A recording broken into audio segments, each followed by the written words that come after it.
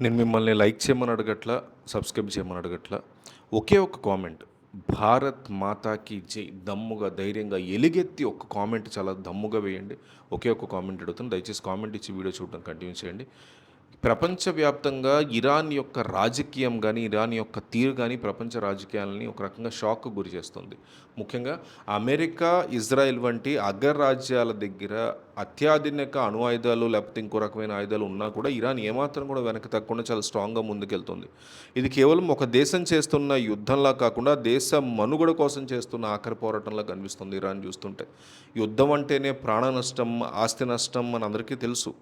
కానీ ఇక్కడ ఇరాన్ చేస్తున్న దాడుల వల్ల అమెరికాకి భారీ స్థాయిలో ఆర్థిక నష్టం వాటిల్లుతోంది. సాధారణంగా యుద్ధం వస్తే ఆయుధాలు తయారు చేసే కంపెనీలకి లాభాలు వస్తాయని అనుకుంటాం, కానీ క్షేత్రస్థాయిలో అమెరికా ఆయుధాలు విఫలమవుతుంటే ఆ నష్టాన్ని ఎవరు భరించలేకపోతున్నారు.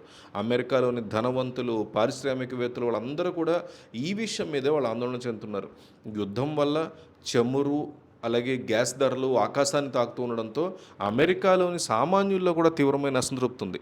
దాదాపు 68% మంది ప్రజలు ఈ యుద్ధాన్ని వ్యతిరేకిస్తున్నారంటే పరిస్థితి ఎంత తీవ్రతరంగా ఉందనేది మనం అర్థం చేసుకోవచ్చు. అమెరికా ఆయుధాల వైఫల్యం, రష్యా యొక్క వ్యూహం ఇవన్నీ కూడా చూడాలి. అమెరికాలోని కొన్ని ప్రాంతాలు అంటే వేరే దేశాల్లోని అమెరికా యొక్క వైమానిక స్థలాల మీద ఇరాన్ చేస్తున్న దాడి ఒక్కసారిగా ప్రపంచానికి షాక్ ఇచ్చింది. అక్కడ ఉన్న అత్యంత స్ట్రాంగ్గా ఉండేటువంటి ఎయిర్ కంట్రోల్ సిస్టమ్ని ఇరాన్ ధ్వంసం చేయగలిగింది.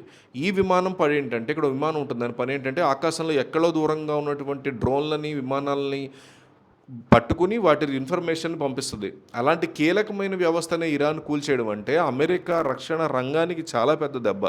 ఈ విమానాన్ని రిపేర్ చేయడం కూడా అసాధ్యం, అట్లా కొట్టింది దెబ్బ ఇరాన్. ఈ యుద్ధం వెనక రష్యా, ఇండియా హస్తం కూడా ఉంది అని ప్రపంచ దేశాలు భావిస్తున్నాయి.